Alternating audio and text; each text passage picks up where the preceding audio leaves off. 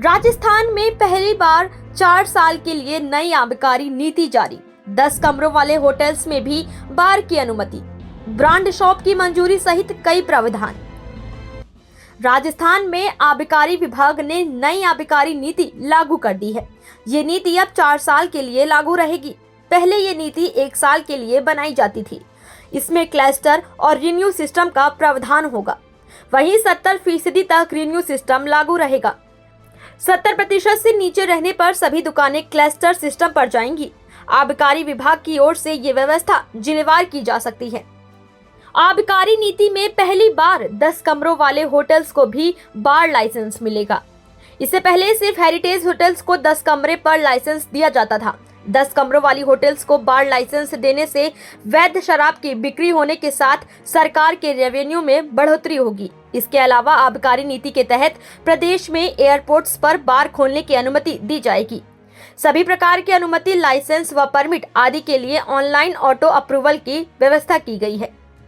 राजलिकल welfare society के कोषाध्यक्ष नरेश पारीक ने कहा कि नई पॉलिसी के कारण अब हर गली मोहल्ले में होटल बार खुलने की संभावना है।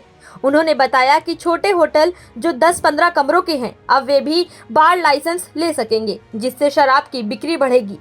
फिलहाल राजस्थान में 1417 होटल और रेस्टोरेंट बार लाइसेंस के साथ संचालित हैं, लेकिन नई पॉलिसी लागू होने के बाद ये संख्या तेजी से बढ़ सकती है।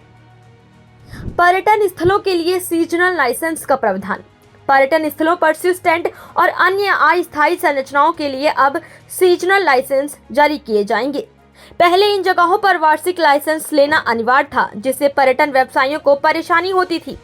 ये seasonal license Jaisalmer, Ranakpur, Mount Abu, Pushkar, Kumbhalgarh, Jawai, Sawai Madhopur आदि पर्यटन स्थलों के लिए लागू होंगे। दुकान के लाइसेंस को 4 साल तक करवा सकेंगे रिन्यू। नई नीति के तहत शराब की दुकान संचालक अपने लाइसेंस को 4 साल तक रिन्यू करवा सकेंगे। कोई भी दुकान यदि किसी संचालक द्वारा इस साल नीलामी में खरीदी जाती है तो हर साल एक निर्धारित वृद्धि के साथ उसे रिन्यू कराने का विकल्प मिलेगा। इससे दुकान संचालकों को हर साल नीलामी प्रक्रिया में भाग लेने की जरूरत नहीं होगी।